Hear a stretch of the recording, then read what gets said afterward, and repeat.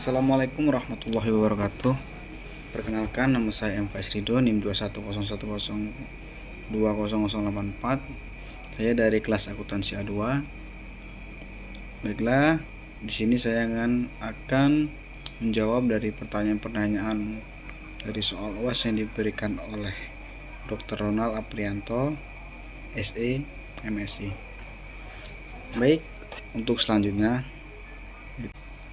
Untuk pertama yaitu kita akan membahas identifikasi masalah pada proposal penelitian.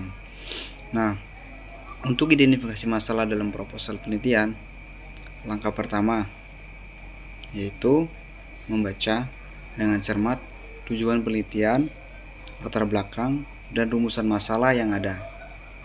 Masalah itu dapat ditemukan dengan mengidentifikasi apakah tujuan, apakah penelitian, yang jelas relevansi topik dengan kondisi terkini, dan apakah ada gap atau kekurangan dalam kajian sebelumnya, serta apa metodologi yang diajukan dapat menjawab masalah-masalah penelitian secara efektif.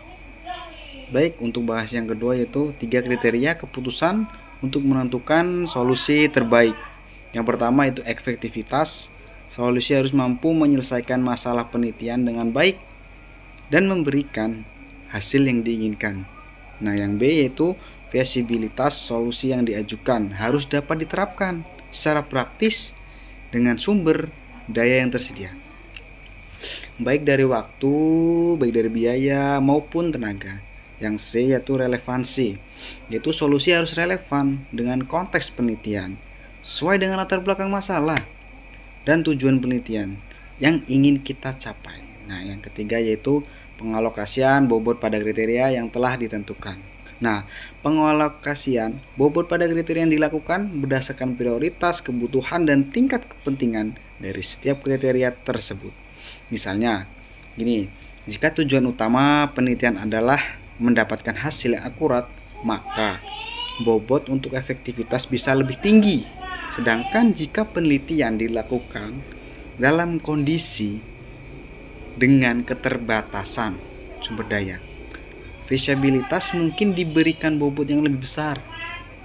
Pembobotan bisa dilakukan yaitu dengan skala, misalnya dari 40% untuk efektivitas, 30% untuk feasibilitas, dan 30% untuk relevansi.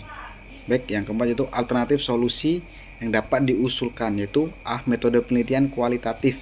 Nah, jika masalah penelitian berkaitan dengan pemahaman mendalam tentang fenomena tertentu.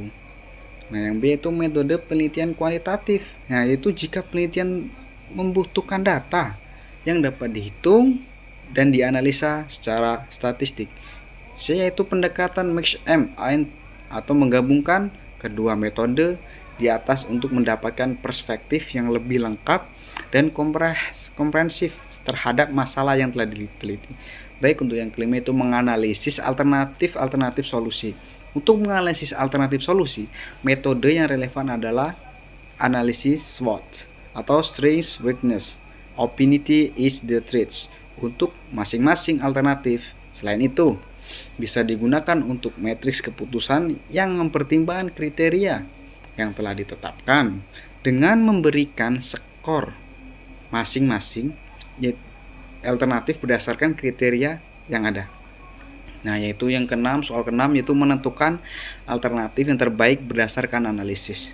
Nah, setelah menganalisis alternatif dengan menggunakan matriks keputusan dan analisis SWOT, alternatif yang memiliki nilai tertinggi itu berdasarkan bobot kriteria yang sudah ditentukan adalah alternatif yang terbaik.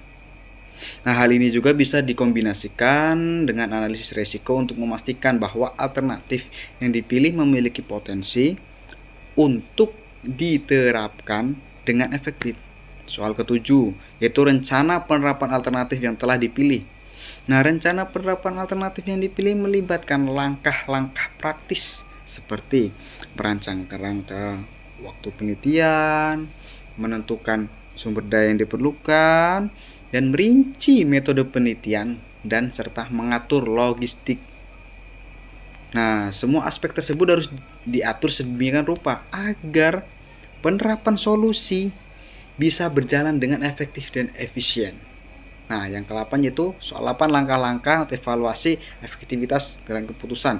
Evaluasi efektivitas keputusan dilakukan dengan cara mengukur setiap tujuan yang telah ditetapkan, membandingkan hasil yang diperoleh dan diharapkan dari awal, dan mengidentifikasi hambatan atau kendala yang muncul selama penerapan solusi. Evaluasi ini bisa dilakukan dengan menggunakan survei wawancara atau observasi langsung terhadap dampak yang telah solusi diterapkan serta melakukan penyesuaian bila diperlukan. Baiklah, itu tadi presentasi dari saya untuk tugas UAS. Apabila ada salah-salah kata saya mohon maaf, dan kepada Allah saya mohon ampun. Saya akhiri. Wassalamualaikum warahmatullahi wabarakatuh.